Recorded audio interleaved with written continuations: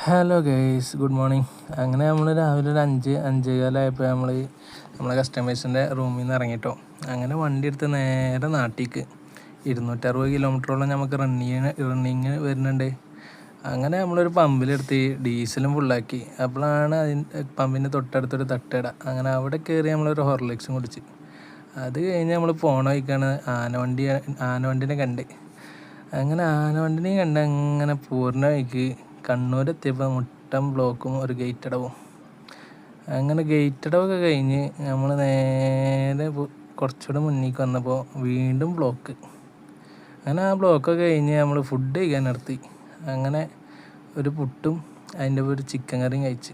അങ്ങനെ അതൊക്കെ കഴിച്ച് ഇങ്ങനെ പോകുന്ന മലപ്പുറത്തിയപ്പോൾ നമ്മളൊരു കരിമ്പ് ജ്യൂസും കുടിച്ചു. നല്ല വെയിലാണ്. അത് കഴിഞ്ഞ് നമ്മളെ ധാരാവിയിലെത്തി.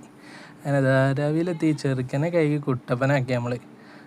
നമ്മളെ ചെക്കനൊക്കെ കഴുകി കുട്ടപ്പനാക്കിയപ്പോൾ നമ്മളെ ബ്രദർ വന്ന് നമ്മളെ ഡ്രോപ്പ് ചെയ്യാൻ. അങ്ങനെ പോണ വഴിക്ക് നമ്മളെ ടയർ ഷോപ്പിലും കയറി.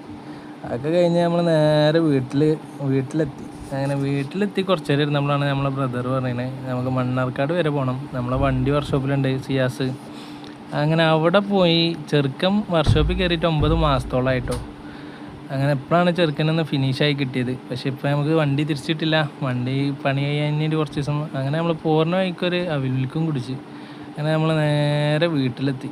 അപ്പോൾ ഓക്കെ, ബാക്കി നാളെ.